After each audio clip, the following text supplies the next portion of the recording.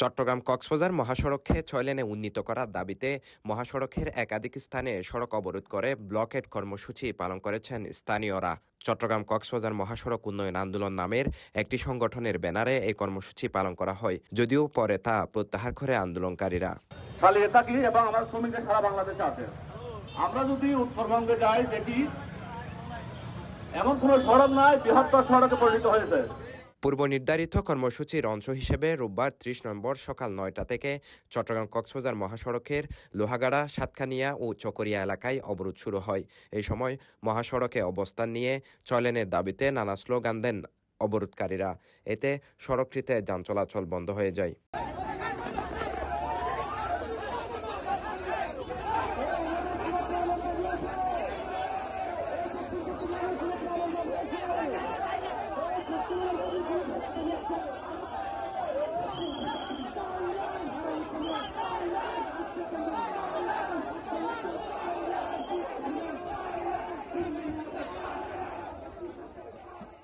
প্রায় ৩ ঘণ্টা অবরোধের পর প্রশাসনের আশ্বাসে অবরোধ প্রত্যাহার করেন আন্দোলনকারীরা। আগামী ১৫ দিনের মধ্যে এই মহাসড়ক ৬ লেনে উন্নীত করার টেন্ডার সাবমিট না হলে আবারও আন্দোলন চালিয়ে যাওয়ার ঘোষণা দেন তারা। আলহামদুলিল্লাহ, আমাদের আন্দোলন সফলতার দ্বারপ্রান্তে। চকরিয়া, লোহাগাড়া, কক্সবাজার একই সাথে একই দিন আমরা সবাই আন্দোলন করেছি। আমরা উপদেষ্টার সাথে কথা বলেছি, আমরা ডিসি স্যারের সাথে কথা বলেছি এবং ইউনোর সাথেও কথা বলেছি। উপদেষ্টা মহোদয়ের সরাসরি আমাদের আশ্বাস দিয়েছেন যে আমাদেরকে আগামী ১৫ দিনের মধ্যে এই এরকান সড়কের টেন্ডারটি সাবমিট করবেন। আমাদেরকে সেই আশ্বাস দিয়েছেন।